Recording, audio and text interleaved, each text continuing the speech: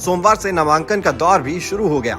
हालांकि अभी भी सीटों पर बीजेपी और कांग्रेस के उम्मीदवार फाइनल नहीं हुए हैं। जहां बीजेपी ने 2 लिस्ट में 124 उम्मीदवारों के नाम का ऐलान किया है, वहीं कांग्रेस ने अब तक 3 लिस्ट में सिर्फ 95 उम्मीदवारों की घोषणा की है। उम्मीदवार फाइनल होने में भले ही देरी हो रही हो, लेकिन चुनाव प्रचार अपने शबाब पर है। बीजेपी, कांग्रेस समेत तमाम दलों ने अपने दिग्गजों की फौज उतार दी है, लेकिन एक फैक्टर ने दोनों पार्टियों को परेशान कर दिया है और वो फैक्टर है बागी। अपने पिछले वीडियो में हमने आपको बीजेपी के बागियों की कहानी बताई थी। हमने 5 सीटों का विश्लेषण बताया था जहां बागी बीजेपी का खेल बिगाड़ सकते हैं। आज की वीडियो में हम आपको बताएंगे कि कैसे कांग्रेस भी बागियों को लेकर टेंशन में है और किन सीटों पर ये बागी कांग्रेस का गणित बिगाड़ सकते हैं। कांग्रेस के बागियों की लिस्ट में सबसे पहला नाम ज्योति खंडेलवाल का है। ज्योति खंडेलवाल पायलट गुट की नेता रही हैं।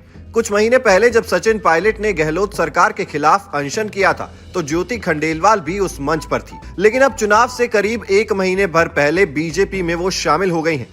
ज्योति किशनपोल विधानसभा सीट से टिकट की दावेदारी कर रही थी, लेकिन कांग्रेस ने मौजूदा विधायक अमीन कागजी को टिकट दे दिया।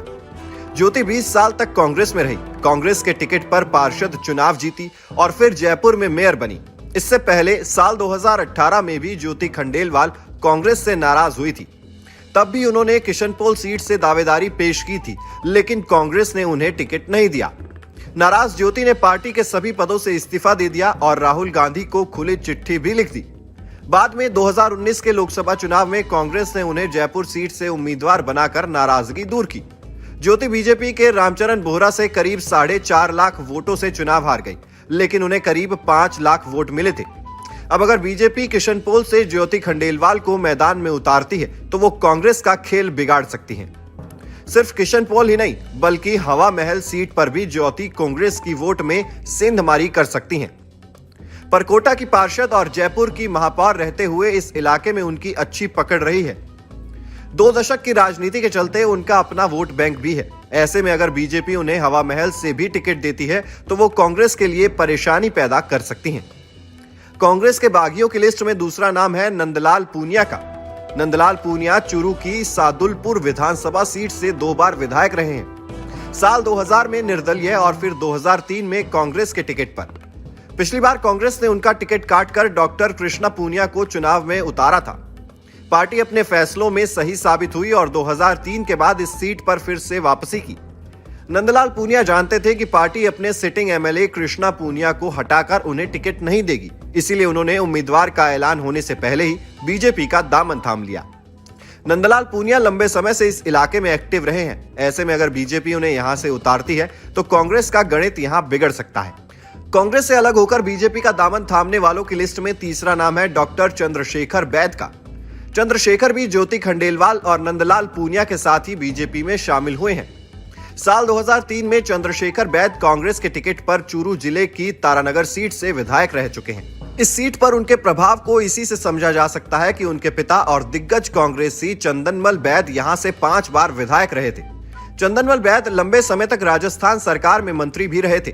2003 की जीत के बाद कांग्रेस ने 2008 और 2013 के विधानसभा चुनाव में भी चंद्रशेखर बैद पर ही दांव खेला था, लेकिन वो दोनों ही चुनाव हार गए। साल 2018 में जब कांग्रेस ने उनका टिकट काटा, तो वो निर्दलीय चुनाव में मैदान में उतरे और 41,000 से ज्यादा वोटों के साथ तीसरे नंबर पर रहे। जीतने वाले कांग्रेस कैंडिडेट को उनसे सिर्फ 15,000 ज्यादा वोट मिले थे, जबकि बीजेपी के रनर अप कैंडिडेट को 3,000 ज्यादा वोट मिले। चंद्रशेखर बीजेपी में शामिल तो हो गए हैं, लेकिन उनकी सीट को लेकर अभी असमंजस है, क्योंकि इस बार तारानगर से दिग्गज भाजपाई और पूर्व मंत्री राजेंद्र राठौर मैदान में है।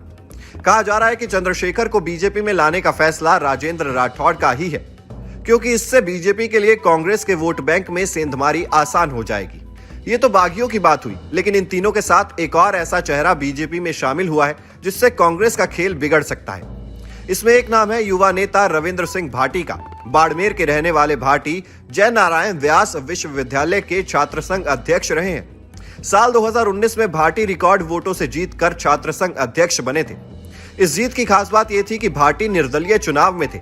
मीडिया रिपोर्ट्स के मुताबिक इस युवा नेता के बढ़ते प्रभाव को देखते हुए गजेंद्र सिंह शेखावत और सीपी जोशी लंबे समय से बीजेपी में शामिल कराने की कोशिश में थे। युवाओं में अच्छी पकड़ के साथ साथ भाटी मुसलमान वोट बैंक में भी सेंधमारी करने के काबिल हैं। माना जा रहा है कि बीजेपी में भाटी की एंट्री से पश्चिमी राजस्थान में बीजेपी को बड़ा फायदा होगा। रविंद्र सिंह भाटी बाड़मेर की शिव विधानसभा सीट से टिकट की दावेदारी ठोक रहे हैं। Team news nation digital.